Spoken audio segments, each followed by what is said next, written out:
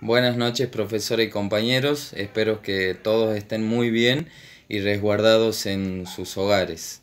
A continuación, voy a presentar el tema que seleccioné del módulo para cumplir con la consigna propuesta en este foro, donde voy a utilizar como recurso los carteles que tengo en mis manos. Como bien sabemos, estudiar historia americana es sumergirnos en el periodo colonial, cuyas problemáticas siguen estando presentes en el debate de los historiadores y en el sentido común de las personas. Ahora bien, a mí me pareció interesante empezar con el primer tema del módulo número 1, ya que se debe respetar el orden que tiene el contenido. Por ello, cuando hablamos de interpretaciones, periodización y problemas historiográficos de la construcción del orden social, debemos tener en claro que según las épocas, las sociedades y los grupos socioculturales, las voces y los conceptos cobran sentidos diferentes, como es el caso de la palabra colonial, que muchas veces genera polémica porque está cargada de afectividad e ideologías.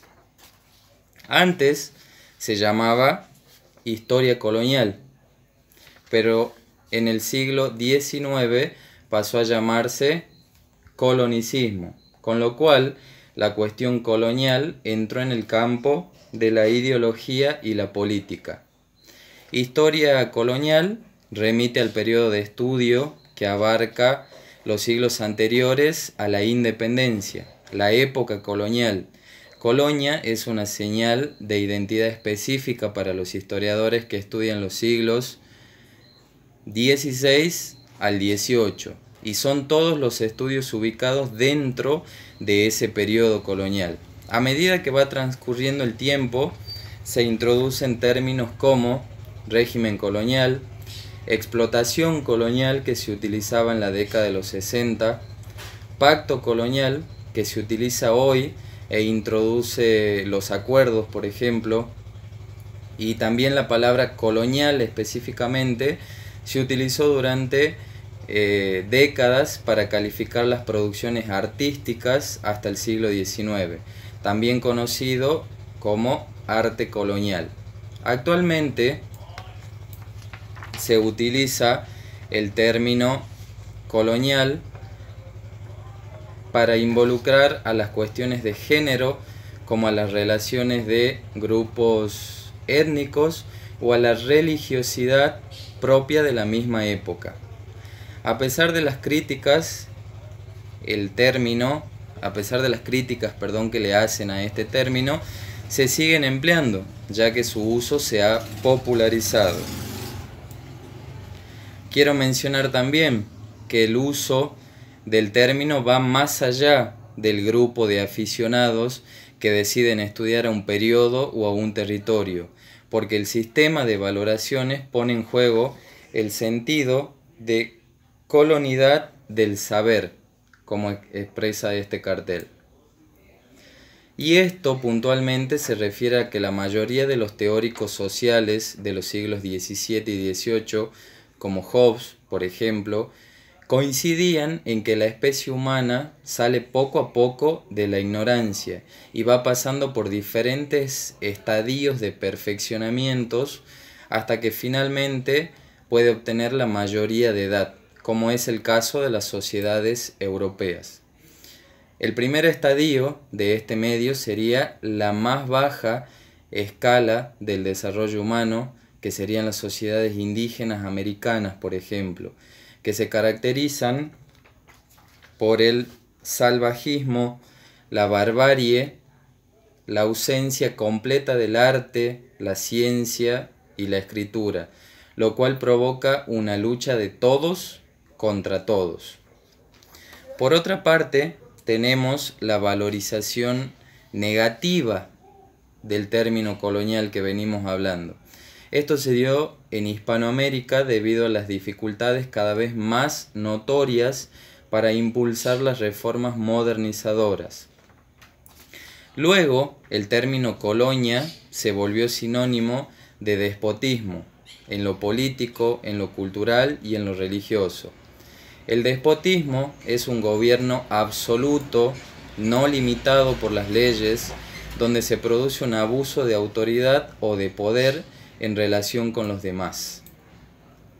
A través de esto, los antiguos territorios españoles tuvieron que enfrentarse a grandes dificultades a la hora de volverse Estado. Las naciones de esa época se deben a la herencia española, lo cual les permitió dominar y considerar a todos como contrarios al progreso y al engrandecimiento de las nuevas naciones. Los que crearon, la valoración negativa de lo colonial fueron primero los colonizadores hispánicos. Por otra parte, también quiero mencionar que a fines del siglo XIX se desarrolló una corriente crítica anticolonista que permitió a numerosos pensadores europeos percatarse de lo negativo y nefasto de la colonización, a la cual denunciaron en calidad de colonialismo e imperialismo. A partir de entonces, fuera por parte de los partidarios o de los adversarios de la expansión colonista, colonia cobró una significación única, la de un territorio extranjero sometido a una dominación política casi exclusivamente dirigida hacia la explotación económica llevada a cabo por los capitalistas metropolitanos en provecho de la potencia económica y militar del Estado-nación. Se criticó el carácter de la misión civilizadora de España y Portugal, que había sido motivo principal de la instauración del Día de la Raza. Esto a su vez derivó en una relectura del pasado colonial de América Latina, en términos de colonialismo o de primer imperialismo moderno. Pero a pesar de ellos, aún se hace sentir en nuestros días. Es decir, a pesar de la relectura que se realizó, aún se hace sentir en nuestros días.